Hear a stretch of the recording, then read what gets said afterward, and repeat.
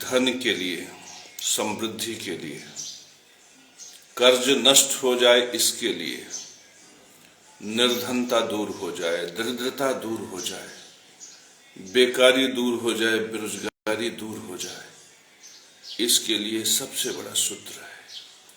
इस संसार में इससे बड़ा सूत्र नहीं है।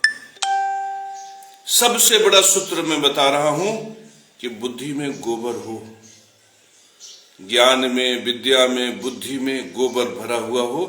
यदि ज्ञान, विद्या, बुद्धि में गोबर है, गौवंश का गोबर है, तभी आप धनवान हो सकते हो, तभी समृद्धिशाली हो सकते हो।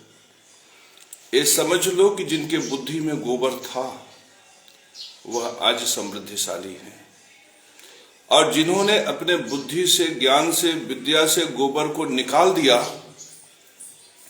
वह आज हिमालय की ऊंची चोटी से धड़ाम से गिर रहे हैं। जिन्होंने गोबर के महत्व को नहीं समझा, वह अपने अस्तित्व के लिए संघर्ष करेंगे। आज जो बड़ी बड़ी राजगद्दी पे बैठे हुए हैं, उन्होंने गोबर के महत्व को समझा, महत्व दिया, उसकी वैल्यू, उसकी पराकाष्ठा को शब्दों से प्रशंसित किया, अलंकृत किया, और जैसे ही वह अपने जीवन से सोचे कि अब गोबर को निकाल दें, अब मस्तिष्क से गोबर को निकाल दें, परिस्थिति क्या घटित हो रही है आप सब लोग अपनी आंखों से देख रहे हो, दृष्टा बन के देख रहे हो। इसलिए धनवान वही हो सकता है जिसके दिमाग में गोबर भरा हुआ है। समृद्धशाली वही हो सकता है जिसके मन मस्तिष्क में गोबर भरा हुआ है। इसको आओ समझते हैं कि कैसे गोबर इस संसार का सबसे बड़ा सूत्र है धनवान बनने के लिए, और ये परम सत्य सूत्र है, ये जगत गुरु केशव महाराज का सूत्र है। इसको समझने के लिए आओ नवग्रहों को समझते हैं। इस संसार में 4 ग्रह बहुत महत्वपूर्ण है। 4 ग्रह। एक शुक्र, शुक्र बीज है, बीज से शरीर है। बीज पिता से प्राप्त होता है, पिता को दादा से प्राप्त होता है, अर्थात बीज पितरों से प्राप्त होता है, अर्थात शुक्र पितृलोक का ग्रह है। और बीज से शरीर बनता है, बीज से रस बनता है, इसलिए शुक्र का प्रतिनिधित्व रस तत्व पर है। रस, शुक्र। यहां पे हम शनि की बात करेंगे। शनि वायु तत्व ग्रह, हवा, रस का पोषण करता है, रस को जीवन प्रदान करता है, इसलिए शुक्र और शनि हमेशा साथ मिलकर काम करते हैं। शुक्र और शनि परस्पर मित्र भी हैं। तो शनि और शुक्र से यह शरीर, ये शरीर मेरा जो रस तत्व से, शुक्र से भरा हुआ है, हर प्रकार से आकर्षण है, प्रेम है, वैभव है, श्रृंगार है। क्यों? क्योंकि मन मस्तिष्क में गोबर भरा हुआ है। ये गोबर इतना महत्वपूर्ण है कि देखिए, कामायनी, विविध प्रकार के सुख संसाधन सहज में हमारे पीछे पड़े हुए। मैं भाग रहा हूं अलग बात, लेकिन ऐसा कोई सुख नहीं है, यक्षिणी, मोहिनी, गंधर्व इत्यादि का ऐसा कोई सुख नहीं है जो सहज न हो मेरे लिए। तो क्यों ऐसा है? क्योंकि इन मस्तिष्क में, मेरे दिमाग में गोबर भरा हुआ है, इसलिए ऐसा। ये गोबर बहुत महत्वपूर्ण है, और गौवंश का महत्व उससे भी बड़ा है। मेरे परम प्रिय शिष्यों, तो इस शुक्र का पोषण, जो रस तत्व ग्रह है, इस शुक्र का पोषण किससे होता है? अन्न, अनाज, सामा, कोदव, तुलसी की बलि से होता है। इसके अलावा किस चीज की बलि की जाती है? दूध, दही और घृत की। दूध, दही और घृत कहां से प्राप्त होता है? गौवंश से प्राप्त होता है। और इस संसार में सर्वाधिक पोषण गौवंश से ही होता है। अब छोड़ो इस टॉपिक को, आओ समझते हैं कि मेरा मस्तक में, मेरी बुद्धि में, मेरे दिमाग में जो गोबर भरा हुआ है, उसकी वजह से आज मैं संसार का जगत गुरु, उसकी वजह से आज संसार का मैं श्रेष्ठ धनवान हूं, क्योंकि मेरे अंदर धन की बहुत अभिलाषा अब नहीं रह गई है। सुख, मैं संसार का सबसे सुखी प्राणी हूं, क्योंकि मेरे अंदर सुख की अभिलाषा अब नहीं रह गई है। तो ये गोबर इतना महत्वपूर्ण क्यों है, इसे समझते हैं। शुक्र शुद्ध रस है। रस तत्व ग्रह दो ही है, शुक्र और केतु। शरीर में शुद्ध रस शुक्र है तो अशुद्ध रस केतु है। इसी तरह से शुद्ध वायु अगर शनि है तो अशुद्ध वायु राहु है। और सरलता के लिए ऐसे समझ लो कि अगर शुद्ध ऑक्सीजन शनि है तो प्राण वायु में निकलने वाला, नाक से निकलने वाला जो वायु तत्व है वह राहु है, माने कार्बन डाइऑक्साइड राहु है और ऑक्सीजन शनि। इसी तरह से शुक्र रस है और केतु अशुद्ध रस है। तो अब हम चलते हैं भोजन पर। जब हम खूब बढ़िया फल, सब्जी, सलाद, चावल, दाल, बढ़िया अचार भोजन के रूप में ग्रहण करते हैं तो हमारे शरीर में रस बनता है। रस में प्रोटीन होता है, फैट होता है, कार्बोहाइड्रेट होता है, अमीनो एसिड्स होते हैं।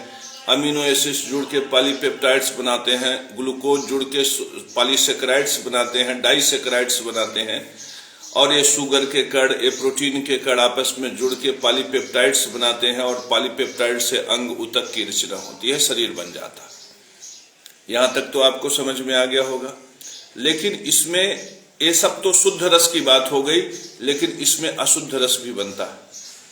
प्रोटीन मेटाबॉलिज्म में अमोनिया बनता है, यूरिया बनता है, यूरिक एसिड बनता है, क्रिएटिनिन बनता है। इसी तरह से कार्बोहाइड्रेट मेटाबॉलिज्म में भी कुछ ऐसे पदार्थ बनते हैं जो शरीर के लिए हानिकारक होते हैं। इसी तरह से फैट मेटाबॉलिज्म में तो ऐसे ऐसे ग्लिसराइड बनते हैं, ऐसे ऐसे कोलेस्ट्रॉल को प्रकट करने वाले तत्व बनते हैं जो यदि ये पूरे के पूरे अशुद्ध रस शरीर में रहें तो शरीर नष्ट हो जाएगा। आपने देखा है क्रिएटिनिन बढ़ने पर किडनी खराब हो जाती है, कोलेस्ट्रॉल बढ़ने पर हृदय खराब हो जाता है, और SGOT PT ये जो तत्व लीवर के हैं इनके बढ़ने पर लीवर डैमेज हो जाता है। तो ये जो अशुद्धि है ये शरीर में ऐसा नहीं है कि नहीं होते, ये हमेशा रहते हैं। तो शरीर में जो अशुद्ध रस है वो केतु। अब इस केतु को हम रोज निकालते हैं। कैसे निकालते हैं? मल से और मूत्र से। हम मल और मूत्र के माध्यम से केतु को निकालते हैं। इस संसार में कोई ऐसा ग्रह नहीं है जो महत्वपूर्ण न हो। हर व्यक्ति की, हर ग्रह की अपनी भूमिका है। अब इस मल मूत्र का उपयोग कौन करता है? ये पेड़ पौधे, ये वनस्पतियां, ये शाक, ये सब्जियां। लेकिन इन सब में हर किसी का मल मूत्र की तुलना में गौ वंश का जो मल मूत्र होता है वह प्राणदायिनी अमृत वाहिनी है। प्राणदायिनी अमृत वाहिनी है। तो ये जो गोबर है ये अशुद्ध रस है। ये जो गाय का मूत्र है ये अशुद्ध रस है। लेकिन जब वह गोचरण अर्क के रूप में हमारे शरीर में 2 चम्मच चला जाता है तो लीवर, किडनी, तमाम बीमारियां दूर कर देती है। और वही गोबर जो गौवंश से प्राप्त होता है वो है तो वास्तव में केतु अशुद्ध रस है। क्या है? अशुद्ध रस। अब इस अशुद्ध रस को समझने से पहले आओ शुद्ध रस की बात कर लेते हैं, शुक्र की बात कर लेते हैं। शुक्र को काल पुरुष की कुंडली में 2 भाव मिला है। पहला भाव धन का, दूसरा भाव स्त्री का। तो शुक्र का है? शुक्र धन भाव का स्वामी है। बीज है ना, बीज से रस बनता है, रस ही धन है। और शुक्र क्या है? परिवार का भी भाव का स्वामी है। क्यों? क्योंकि बीज से ही परिवार का सृजन होता है। शुक्र वाणी का आकर्षण है, शुक्र चेहरे का आकर्षण है। वाह, सुंदर सुंदर गाल देख के मन मस्त हो गया। शुक्र चेहरे का आकर्षण है, शुक्र वाणी का आकर्षण है, शुक्र धन है, बैंक बैलेंस है। शुक्र खजाना में रहने, शुक्र तिजोरी में रखने वाले गहने हैं। हार, गुलबंद, मांगपेटी, कैसे कैसे नाम है, ढरकौआ, सीतारामी, सुने हैं कभी? बहुत बड़े ये सब विशिष्ट विशिष्ट गहने, जेवरात, नौलखा हार, ये सब शुक्र तिजोरी में रखे हुए गहने शुक्र है। अब अगर शुक्र का उल्टा कर दिया जाए तो क्या होगा? केतु क्या है? तिजोरी के गहने की जगह पे कोयला हो जाएगा, बैंक बैलेंस की जगह पे कर्जा हो जाएगा। तो जिनके जीवन में कर्जा है, क्या बढ़ा हुआ है? केतु बढ़ा हुआ है। जिनके तिजोरी में कोयला रखा हुआ है, क्या बढ़ा हुआ है? केतु बढ़ा हुआ है। जिनके परिवार में आपस में सामंजस्य न होकर विघटन जैसी स्थिति है, मारने पीटने जैसी, प्राणों को हरण कर लेने जैसी स्थिति है, क्या है? केतु बढ़ा हुआ है। जिसके मुखमंडल के रंग उड़े हुए हैं, बिल्कुल अजीब सा लग रहा है, सुअर और कुत्ते जैसा चेहरा हो गया है, क्या है? केतु कुत्ते और सुअर का प्रतिनिधित्व करता है। क्या है? केतु बढ़ा हुआ है। जिसके शरीर के अंदर अशुद्ध रस इतना है कि चर्म रोग प्रकट हो रहे हैं, क्या है? केतु है। तो मेरे परम प्रिय शिष्यों, इस प्रकार से केतु शरीर में आक्रांत है। याद रखो, जब तुम प्रकृति में केतु के लिए कुछ अच्छा करोगे तो शरीर के अंदर का भी केतु समाप्त हो जाएगा। अब गाय का गोबर जो है वो क्या है? वो भी तो अशुद्ध रस है। गाय का गोमूत्र क्या है? वो भी तो अशुद्ध रस है। तो वो भी केतु का प्रतिनिधित्व कर रहा है। अब आप देखो, इस संसार में जो लोग गाय का गोबर उठा उठाकर सर पे, मैं भी पहले गोबर उठाया करता था, गोबर उठाकर घूर में ले जाता था, डालता था, और बाद में उसे बैलगाड़ी पे लाद लाद के खेतों में पहुंचाता था। अब मुझे क्या पता कि गोबर उठाने वाला, गौमूत्र साफ करने वाला एक दिन जगत गुरु बन जाएगा, कुबेर का खजाना उसके लिए खुल जाएगा, चारों तरफ से रास्ते सहज हो जाएंगे। मुझे थोड़ी पता था। ज्ञान तो आज हुआ, बोध तो आज हुआ, नारायण तो आज मिले, लेकिन कृपा वो गौ माता का। दिमाग में उस समय गोबर भरा हुआ था, जो उस समय का गोबर आज काम दिया। तो मैंने उस केतु का क्या किया? उस गोबर को सर पे लादा और ले जाकर खेत में छींट दिया, और जितना केतु था उसमें फिर सरसों उगा, जौ उगा, ज्वार उगा, गेहूं उगा, मटर, चना, विविध प्रकार की शाक वनस्पतियां उससे पैदा हुए। और जितना केतु था सब रस में बदल गया, शुद्ध रस में बदल गया। केतु क्या हो गया? शुक्र हो गया। हमारे जीवन का जो केतु था वो शुक्र बन गया। गौ माता का परम आशीर्वाद देखो कि पूरा का पूरा केतु शुक्र बन गया। कर्जा धन में बदल गया। जो कर्जा था बैंक बैलेंस में आ गया। जो चेहरे की मलिनता थी वो सुंदरता में आ गई। जो लोगों के प्रति नफरत का भाव था वो प्रेम में प्रकट हो गया। जो परिवार में विघटन की स्थिति थी वो जय हो जय हो जय हो की स्थिति हो गई। 100 लोगों का हमारा परिवार आज इतना प्रेम है कि जगत गुरु के ऊपर अगर कोई बात आ जाए तो राजपूतों का 100 सेनापति खड़े। एक राजपूत 1000 लोगों पे भारी होता है। अगर 100 राजपूत एक स्थान पे खड़े हो जाए तो दुनिया का छक्का छोड़ा सकते हैं। लेकिन ये घटित कैसे हुआ है? इसके पीछे है गाय का गोबर। ये दिमाग में गोबर भरा हुआ है, इस वजह से ऐसा घटित हुआ कि आज 100 राजपूत एक साथ खड़े। मजाल है कोई कुछ उखाड़ लेगा, राजा भी एक बार थनक जाएगा, बड़े बड़े मंत्रियों के होश उड़ जाएंगे, क्योंकि राजपूतों की अपनी एक अलग पहचान होती है। आज परिवार पूरा यूनाइट है, एक रस है, एक मंत्र, एक सूत्र। क्योंकि वो जो दिमाग में गोबर भरा हुआ था उसने सूत्र ऐसा प्रकट किया कि माता महालक्ष्मी की कृपा हो गई, कुबेर का खजाना खुल गया, पैसा धन वैभव ऐश्वर्य हो गया, सब एक दूसरे के लिए रोटी का साधन हो गए। मैंने भी पितृयज्ञ के साधन को महत्व दिया। मेरे लिए अन्न अनाज का दरवाजा माता अन्नपूर्णा की कृपा से खुल गया। मैंने कहा खाओ, बलवान हो जाओ, मेरे पितरों, मेरे पितृगणों, मेरे लिए खड़े हो जाओ। सब खड़े हो गए। यदि गाय का गोबर यहां न भरा होता तो यह क्या घटित हो पाता, यह क्या सूत्रवत हो पाता। तो मेरे परम प्रिय शिष्यों, ये जो गाय का गोबर है ना, विशिष्ट है। अब इस संसार में जो गाय के गोबर में है वो कहीं नहीं मिलेगा आपको। वो सूअर के गोबर में नहीं मिलेगा, वो कुत्ते के गोबर में नहीं मिलेगा। यद्यपि केतु का प्रतिनिधित्व तो वहां भी है, लेकिन और जगह में जो गोबर है उसमें आपको इस प्रकार का सृजनात्मक नहीं मिलेगा। परमात्मा इंद्र ने तपस्या की, नमो दिव्यै महादिव्यै सुरभ्यै च नमो नमः गवा बीज स्वरूपेण नमस्ते जगदम्बिके।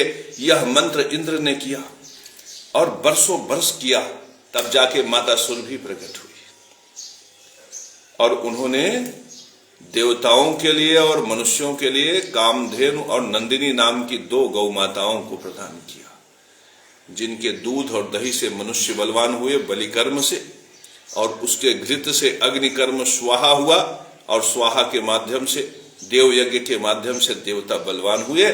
और जैसे ही मनुष्य और देवता बलवान हुए, विराट दानव को नष्ट करके इंद्र ने सिंहासन प्राप्त कर लिया। यह है गौ माता, यह है गौ माता। और वो गौ माता ने केवल मनुष्यों को और देवताओं को बल प्रदान नहीं किया, उनके गोबर ने, उनके गौमूत्र ने साग सब्जी वनस्पतियों का पोषण किया। इस तरह से संसार में अन्न अनाज का भंडारण हो गया। माता अन्नपूर्णा की कृपा हो गई, माता महालक्ष्मी की कृपा हो गई। तो जो ऐसे गौवंश को प्रणाम नहीं करता सुबह सुबह, सर्वनाश उसका सुनिश्चित है। जिसके दिमाग में गोबर नहीं है, सर्वनाश उसका सुनिश्चित है। जिसके बुद्धि में गोबर नहीं भरा, उसके धन कोष में कभी भी बैंक बैलेंस हो ही नहीं सकता, कर्ज उसके लिए सुनिश्चित है। और जिसके दिमाग में गोबर नहीं भरा, उसका परिवार केशव महाराज की तरह से 100 लोग नहीं खड़े हो सकते। उसका परिवार खंड खंडों में बटा होगा। उसके परिवार में विघटन के सूत्र होंगे। जिसके दिमाग में गोबर नहीं भरा, उसके शरीर में सौंदर्य नहीं होगा, निखार नहीं होगा, क्योंकि उसका केतु तो केतु ही रह गया, वो शुक्र में बदला ही नहीं। तो इसलिए संसार यदि उन्नति चाहता है तो सबसे पहले दिमाग में गोबर भरे। जिसके दिमाग में गाय का गोबर नहीं भरा, भैंस का गोबर नहीं भरा, ये गाय भैंस सब गोवंश वाले हैं, इनको अलग से मत देखना।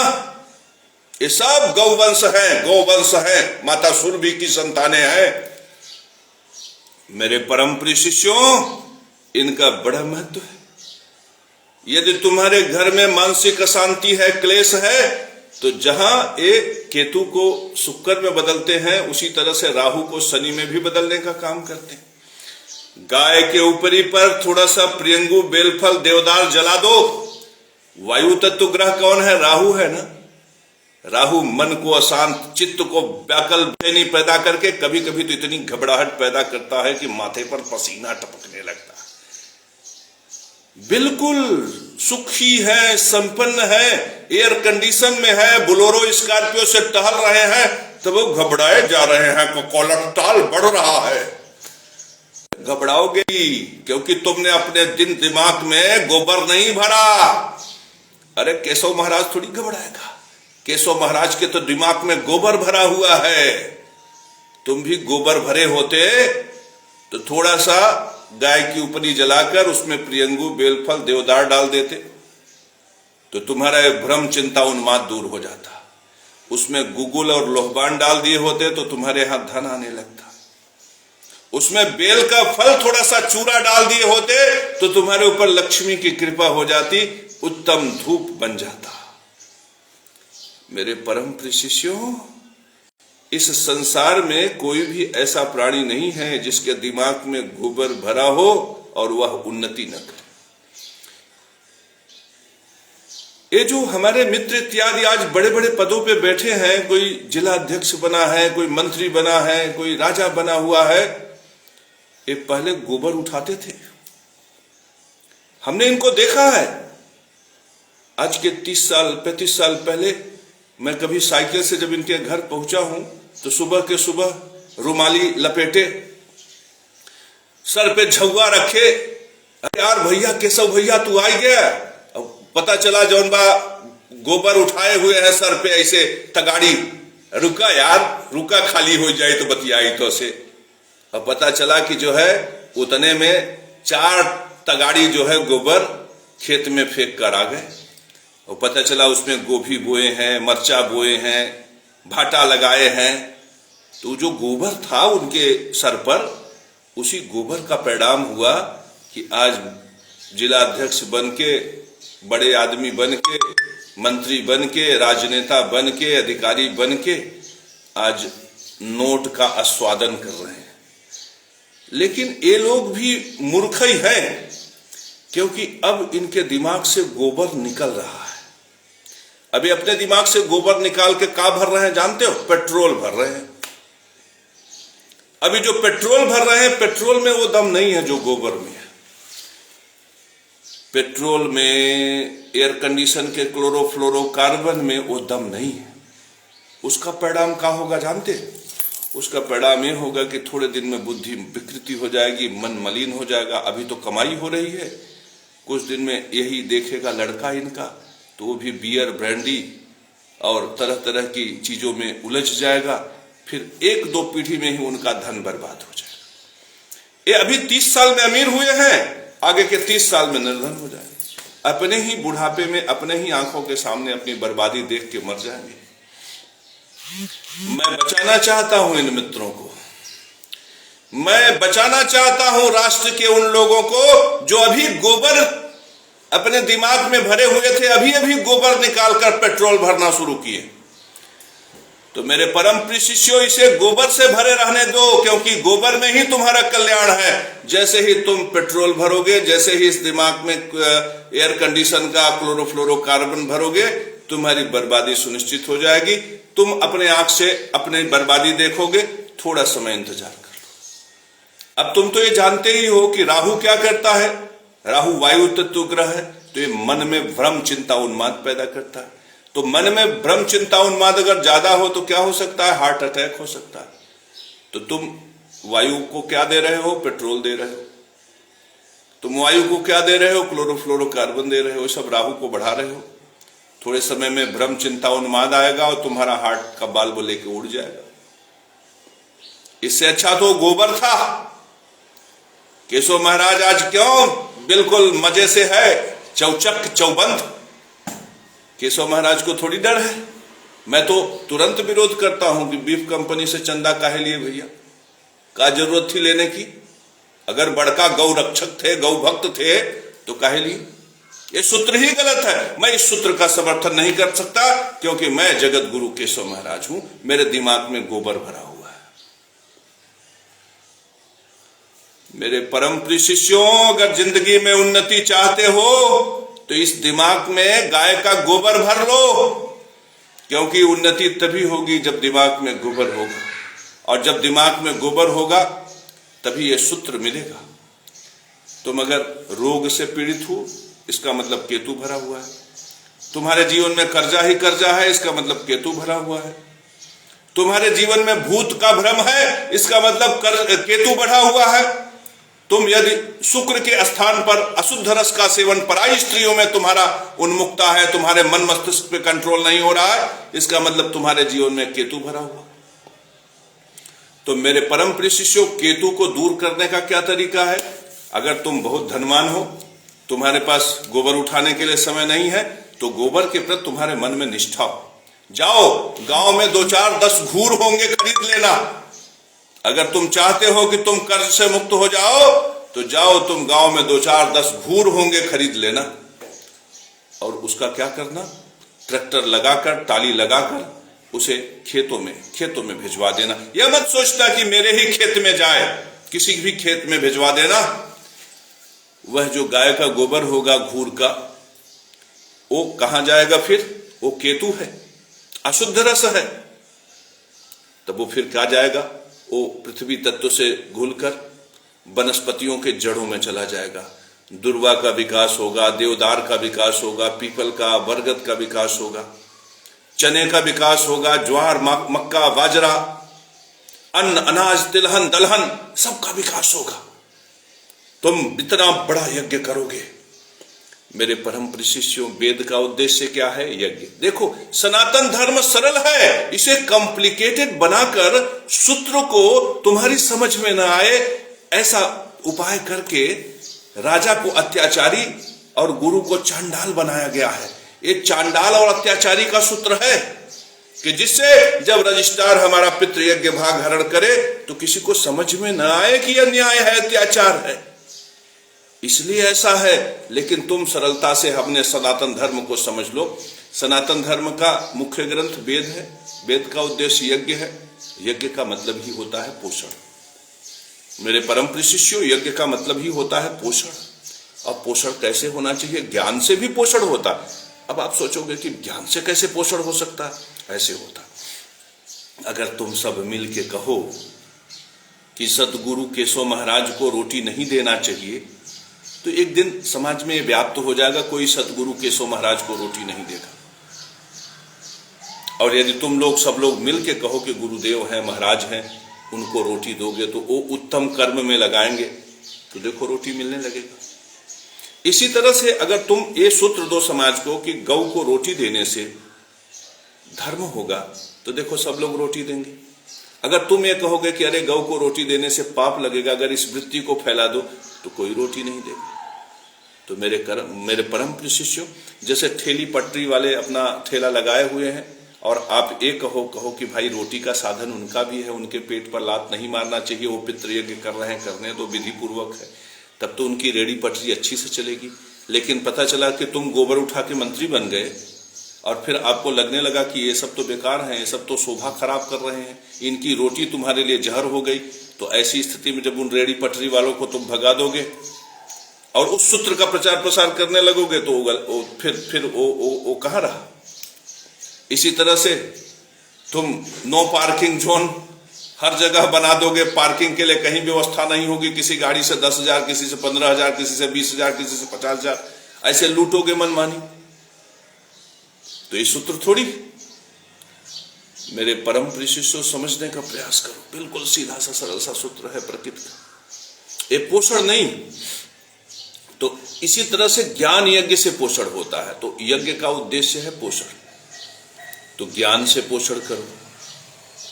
ज्योतिष को ज्योतिष जैसा रहने दो, ठेले वाले को ठेले वाला रहने दो, जूते वाले को जूते वाला रहने दो, किसी के आजीविका का निंदा मत करो। अगर वो विधि पूर्वक है तो, गलत है तो निंदा करो। कोई बीफ कंपनी से चंदा ले ले तो निंदा कर दो, लेकिन अगर कोई ईमानदारी से, मेहनत से, परिश्रम से भोजन प्राप्त कर रहा है तो उसका समर्थन करो। ये वेद कहता है। वेद का उद्देश्य यज्ञ, यज्ञ का उद्देश्य पोषण, और पोषण विधि पूर्वक हो, तब वो धर्म सूत्र हो। पोषण तो सबका हो रहा है, मुर्गा खाओगे तो भी पोषण, बकरा खाओगे तो भी पोषण, और तमाम लोग तो बीफ इत्यादि को खाते हैं तो भी पोषण, लेकिन वो पोषण विधि पूर्वक नहीं, वो तुम्हारा सर्वनाश करेगा। तुम किसी का गर्दन काटोगे, एक दिन तुम्हारा गर्दन कटेगा। तो मेरे परम प्रिय शिष्यों, इस प्रकार से ज्ञान यज्ञ से पोषण कर सकते हो तुम, केवल समर्थन देके। और यदि तुम ज्ञान यज्ञ करोगे तो माता गायत्री का परम सूत्र है कि तुम्हारे पास धन हो ही जाएगा। देखो, केशव महाराज केवल ज्ञान यज्ञ से धन प्राप्त करता। केशव महाराज ने तो पहले बहुत गोबर उठाया, अब नहीं उठा पा रहे हैं तो गोबर उठाने वालों को देखो समर्थन दे दिए, आज बता दिए, सूत्रवत बता दिए। ऐसा भी नहीं कि आपके साथ कोई धोखा हो रहा, कोई छल हो रहा है, कोई झूठ है, कोई बेईमानी है। मैंने जो बताया वो सूत्र है, यही सूत्र है। केतु देखो शुक्र में बदला, मैंने प्रमाण दिया। तो आज तो केवल दिमाग में मेरे गोबर भरा है, सर पे तो गोबर आ नहीं रहा। तो सर पे गोबर नहीं आ रहा है तो उन गांव के उन बेटों को, उन बच्चों को मैं बचाना चाहता हूं जो लोग गोबर से भाग रहे हैं। उनसे कहो कि ये गोबर में धन का सूत्र है। इस गोबर में मेरे परम प्रिय शिष्यों, गंध द्वारा दुराधर सा नित्य पुष्टाकृष्णिम ईश्वरी सर्वभूतानां। माता महालक्ष्मी के लिए क्या कहा गया कि गोबर के गंध को, माता महालक्ष्मी गोबर के गंध को, गोबर का गंध माता महालक्ष्मी को प्रिय है। और जिनको गोबर का गंध प्रिय नहीं है उनके ऊपर माता महालक्ष्मी की कृपा कैसे हो सकती? मेरे परम प्रिय शिष्यों, इसे समझो।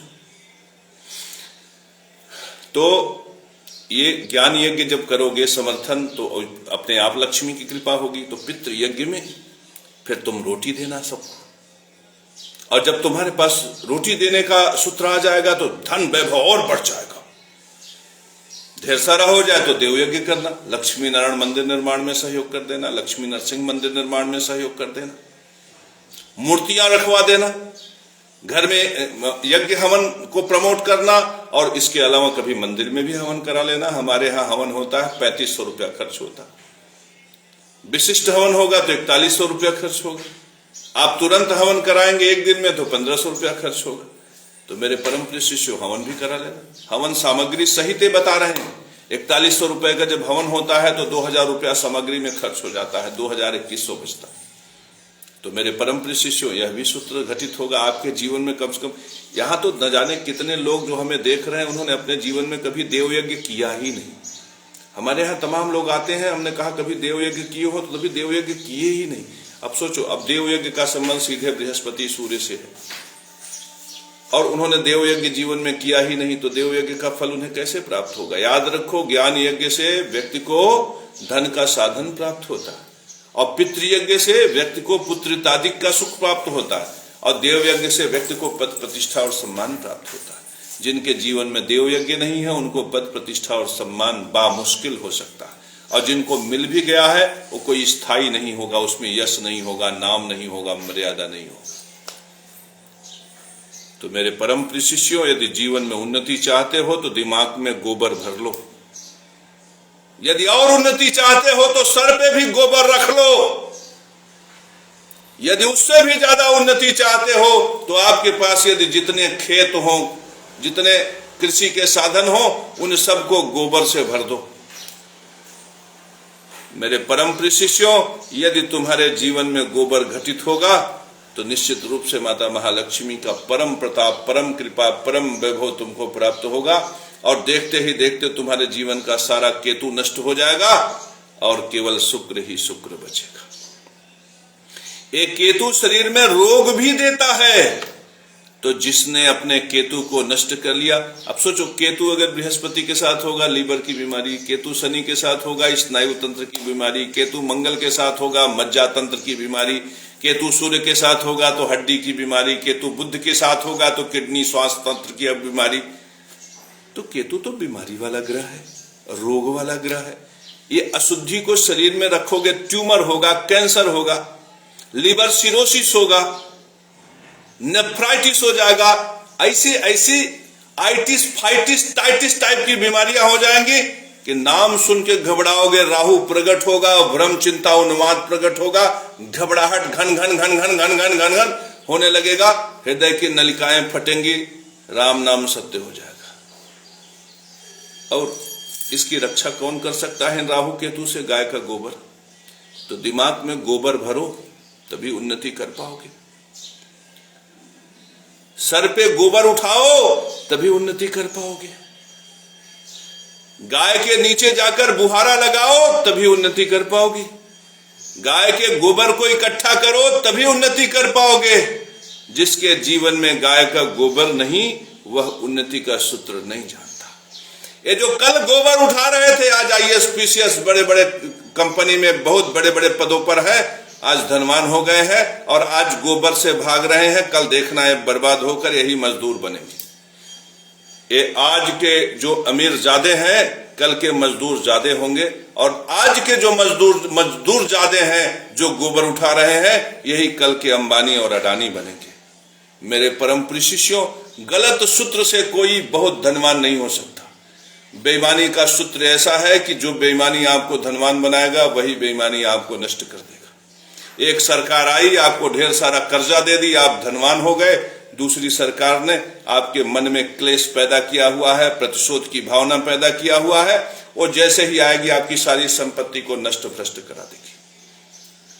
मेरे परम प्रिय शिष्यों, इस प्रकार से गलत और दुर्भावना से प्रेरित जो व्यक्ति अपने आप को आमद में सोचते हैं कि बहुत धनवान हो गए, ऐसे न जाने कितने इमारत, कितने ज्यादा, कितनी धन धान्य की स्थितियां मैंने ढहती हुई देखी, बर्बाद होते हुए देखे हैं, रोलर चलते हुए देखे हैं। तो मेरे परम प्रिय शिष्यों, तुम सत्य का मार्ग ग्रहण करो, धर्म का मार्ग, न्याय का मार्ग। याद रखना, अपने जीवन से कभी दो शब्द मत हटाना, अपने हृदय में बसा लो, मन मस्तिष्क में बसा लो, दो शब्द केवल, विधि पूर्वक और यज्ञ। यज्ञ का मतलब पोषण और विधि पूर्वक का मतलब न्याय सम्मत तरीके से। जिस दिन तुमने न्याय सम्मत तरीके से पोषण करना सीख लिया, इस संसार में कहीं मुकदमेबाजी नहीं होगी, कहीं लड़ाई नहीं होगी, कहीं झगड़ा नहीं होगा। हर भाई भाई से लड़ता है, मेढ़ के एक हाथ आगे बढ़ जाता। मैं शाम को कुत्तों को रोटी देता हूं, प्रसाद भी चढ़ाता है, वो भी कुत्तों को देता हूं। तो मैंने देखा कि ढेर सारे कुत्ते आते हैं और खाते हैं। ये सिलसिला करीब 2 साल, 3 साल, 4 साल तक चला। कुत्ते आते थे, खाते थे, 5-10 कुत्ते आ जाते थे, खा लेते थे। 5-10 साल के बाद मैंने देखा कि एक बहुत विराट बलशाली कुत्ता आ गया और दैयोग से उसने मेरा प्रसाद खा लिया। अब वो ललक हो गया। अब जब वो प्रसाद खाना शुरू किया तो क्या करता था कि 2 दूसरे कुत्ते थे, उनको झपट के, झपट्टा मार के, गुर्रा के उन सबको भगाना शुरू किया। मैंने देखा कि 2 साल तक उसका आतंक चलता रहा। दूसरे कुत्ते बेचारे ऐसे मुंह करके देखते रहे। हम प्रयास भी करते तो भी कोई ना आए, लेकिन मैंने सोचा कि शायद प्रकृति का विधान यही है, क्योंकि मैं भी विवश था। मैं प्रसाद बाहर डालता ही था तो खाता था। मैंने देखा वो 2 साल में मर गया। मर क्यों गया? क्योंकि वह अनावश्यक संग्रह, अनावश्यक भोजन करने लगा।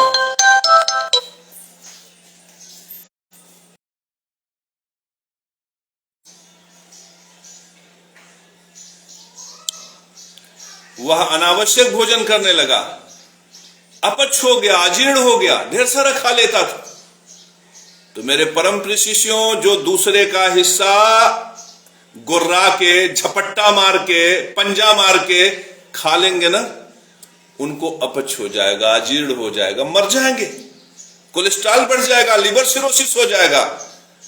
तो मेरे परम प्रिय शिष्यों, अगर उन्नति चाहते हो जीवन में, तो दिमाग में गाय का गोबर भर लो, भैंस का गोबर भर लो। गोबर भरोगे तभी उन्नति होगी। और इस गोबर वाले सूत्र को अपने बेटे को बता देना कि बेटा, जिंदगी में उन्नति चाहते हो तो दिमाग में गोबर भरो। इस संसार में कोई ऐसा व्यक्ति नहीं है जिसके दिमाग में यदि गोबर का सूत्र निकल गया तो बर्बाद होने से कोई बचा ले। हर संसार का हर प्राणी जब उसके दिमाग में गोबर भरता है तो उन्नति करता है, और जब ऊपर पहुंच जाता है तब वो अपने दिमाग में पेट्रोल और डीजल भर लेता है तो बर्बाद हो जाता है। तो मेरे परम प्रिय शिष्यों, अपने पुत्र के दिमाग में गोबर भरो और उससे कहो कि इस गोबर को सजो के रखना, इस गोबर को भरे रहना, बुढ़ापे तक में गोबर का परित्याग मत करना, क्योंकि जैसे ही ये गोबर निकलकर इसमें पेट्रोल, डीजल और सीएफसी भरेगा, वैसे तुम्हारे लिए बर्बादी सुनिश्चित हो जाएगी। तो जो लोग बर्बाद हो रहे हैं उनको भी बता दो कि गोबर का महत्व क्या है, और जो ऊपर से अब गिरने वाले हैं, बर्बाद होने वाले हैं, उनको भी बता दो कि गोबर का महत्व क्या है। और जो लोग बर्बाद हो चुके हैं, कर्जे में डूबे हुए हैं, उनको भी बता दो कि गोबर का महत्व क्या है। और जो उन्नति करना चाहते हैं, जो जगत गुरु केशव महाराज बनना चाहते हैं, उनको भी बता दो कि गोबर का महत्व क्या है। तो अंतिम में बस इतना ही कहेंगे कि यदि जिंदगी में उन्नति चाहते हो तो बुद्धि में गोबर भर लो, दिमाग में गोबर भर लो, क्योंकि गोबर रहेगा तबे उन्नति करोगे। और ये गोबर गया तो उन्नति गया, सम्मान गया, प्रतिष्ठा गया, धन गया, नौलखा हार गया, सीतारामी और ये गुलबंदी जो ये गहने हैं, ये सब गए। और इतने भर नहीं, चेहरे का तेज चला गया, शरीर का आरोग्यता चली गई, शरीर का आकर्षण चला गया, सब खत्म। पता चला पत्नी मायके गई, कही अब हम औबे नहीं करेंगे। बाप रे, इतनी बड़ी बर्बादी, सिर्फ इसलिए कि मैंने गोबर निकाल कर फेंक दिया। तो उन्नति चाहते हो तो दिमाग में गोबर भर लो, तभी उन्नति होगी, नहीं तो उन्नति के हजार हजार रास्ते बंद हो जाए।